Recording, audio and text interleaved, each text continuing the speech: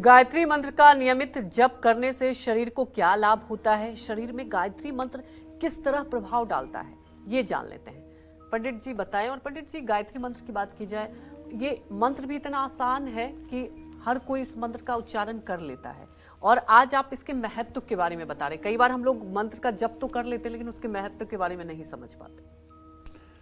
देखिए, गायत्री मंत्र का महत्व बताने में तो शेष और शारद नहीं सामर्थ्यवान है। हम क्या बताएंगे। हाँ, हमने जितना रस पाया है, जो हमने मतलब कि अध्ययन किया है, जो हमारे अनुभव में आया है, वो मैं जरूर अपने शब्दों में कह सकता हूँ। पंडित जी, एक मेरे मन में सवाल है। आज हम गायत्री मंत्र के चमत्कार के बारे में बता रहे हैं, तो क्या अगर कोई भी मंत्र का जप नहीं कर पाए, जैसे मैं अपना एग्जाम्पल देती हूँ, ऐसे कई लोग होते हैं जो मंत्रों के बारे में बहुत ज्यादा जानकारी नहीं रखते, अगर गायत्री मंत्र ही सिर्फ वो डेली उच्चारण कर ले तो क्या उन्हें लाभ मिल जाए? कुछ करने की जरूरत नहीं। अच्छा, कुछ करने की जरूरत नहीं। धर्म, अर्थ, काम, मोक्ष, चारों पुरुषार्थ की सिद्धि गायत्री करा देती है जी। कुछ भी करने की जरूरत नहीं। अगर गायत्री मंत्र का जप व्यक्ति करता है, सुबह शाम अगर 108 बार भी कर ले तो और कुछ करने की जरूरत नहीं। अपना खान पान, अपना आचार व्यवहार, अपना चरित्र ठीक रखे और गायत्री का 108 बार सुबह शाम जप करे, निश्चित रूप से उसे कुछ करने की जरूरत नहीं है। प्रभु के शरण में उसको, प्रभु के चरण में उसको शरण मिल जाएगी, इसमें कोई दो राय नहीं जी। हाँ, देखो, गायत्री मंत्र के जप से शरीर में वाइब्रेशन होता है। इस वाइब्रेशन से हमारे मन और मस्तिष्क पर सकारात्मक प्रभाव पड़ता है। गायत्री मंत्र का जप करने से ब्लड सर्कुलेशन तेज हो जाता है। गायत्री मंत्र के जप से दिमाग पर सकारात्मक प्रभाव पड़ता है। गायत्री मंत्र के जप से त्वचा की प्रतिरोधक क्षमता बढ़ती है। गायत्री मंत्र का जप करने से मन और मस्तिष्क शांत रहता है। इसके जप से एकाग्रता और याददाश्त मजबूत होती है। गायत्री मंत्र के जप से फेफड़े मजबूत होते हैं। शरीर में ऑक्सीजन की मात्रा बढ़ती है। गायत्री मंत्र के जप से हार्ट मजबूत होता है। तनाव और डिप्रेशन कम होता है। गायत्री मंत्र का जप, गायत्री मंत्र का नियमित जप करने से चेहरे की रौनक बढ़ती है। गायत्री मंत्र किसी भी पहर, कहीं भी और कभी भी जपा जा सकता है, लेकिन ध्यान रखें, जो लोग अनुष्ठानी हैं उन्हें सूर्योदय के बाद और सूर्यास्त से पहले ही गायत्री मंत्र का जप करना चाहिए। रात्रि काल में गायत्री जप करने का शास्त्रों में निषेध किया गया है। सूर्यास्त के समय ब्रह्म मुहूर्त से लेकर के सूर्यास्त तक गायत्री मंत्र का अनुष्ठान करें। इसके बाद गायत्री मंत्र का जप शास्त्र में विहित नहीं है, शास्त्र में इसे निषेध माना गया है। एक बात।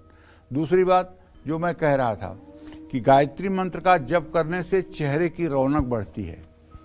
क्यों बढ़ती है? इसके पीछे एक बहुत बड़ा कारण है। गायत्री मंत्र के 7 चक्रों के जागृत करने वाले ऐसे बीज हैं। ओम भू, ओम भुवः, ओम स्वः, ओम महः, ओम जनः, ओम तपः, ओम सत्यम। ये 7 अक्षर जाकर के 7 चक्रों को एक्टिवेट कर देते हैं। ओम भू, ओम भुवः, ओम स्वः, ओम महः, ओम जनः, ओम तपः, ओम सत्यम, ओम तत्सवितुर्वरेण्यं भर्गो देवस्य धीमहि धियो यो नः प्रचोदयात्, ओम आपो ज्योतिरसो अमृतम ब्रह्म भूर्भुवः स्वरोम। गायत्री मंत्र के ही द्वारा प्राणायाम किया जाता है। गीता में भगवान कृष्ण ने स्वयं कहा है कि बलों में मैं प्राणायाम हूँ। अपनी 84 विभूतियों को बताया है जब उन्होंने, तो उसमें से प्राणायाम को खुद को माना है कि बलों में मैं प्राणायाम हूँ और मंत्रों में मैं छंदसाम गायत्री मंत्र हूँ। अच्छा, कुछ लोगों के मन में ये भ्रम हो रहा होगा कि ब्रह्म पुराण में लिखा हुआ है कि गायत्री मंत्र का जब जप किया जाए, अनुष्ठान किया जाए, तो वरेण्यम की जगह एकारो जायते इकारः, वरिणियम पढ़ना चाहिए। बिल्कुल ठीक आपने सुना है और यही अर्थ भी सही है। अगर गायत्री मंत्र का आप ज़्यादा अनुष्ठान करते हैं, एक माला से ज़्यादा करते हैं, तो आपको मंत्र पढ़ना चाहिए ओम भूर्भुवः स्वः तत्सवितुर्वरेण्यं भर्गो देवस्य धीमहि धियो यो नः प्रचोदयात्। और अगर आप एक माला जप करते हैं तो आपको पढ़ना चाहिए ओम भूर्भुवः स्वः तत्सवितुर्वरेण्यं भर्गो देवस्य धीमहि धियो जो नः प्रचोदयात्। ब्रह्म पुराण में तो लिखा हुआ है कि अगर एकार को इकार न किया जाए तो ब्रह्म हत्या का दोष लगता है, ऐसा कुछ हमारे ब्रह्म पुराण का कथन है। तो देखिए, जब हम प्राणायाम करते हैं, मार्कंडेय पुराण के 36वें अध्याय में योग चर्चा है। योग चर्चा में लघु, मध्यम और उत्तम प्राणायाम की चर्चा है। श्वास को खींचना, श्वास को रोकना और श्वास को छोड़ना, पूरक, कुंभक, रेचक, ये नाड़ी शोधन जो प्राणायाम है, इसमें गायत्री की 9 व्याहृतियां होती हैं।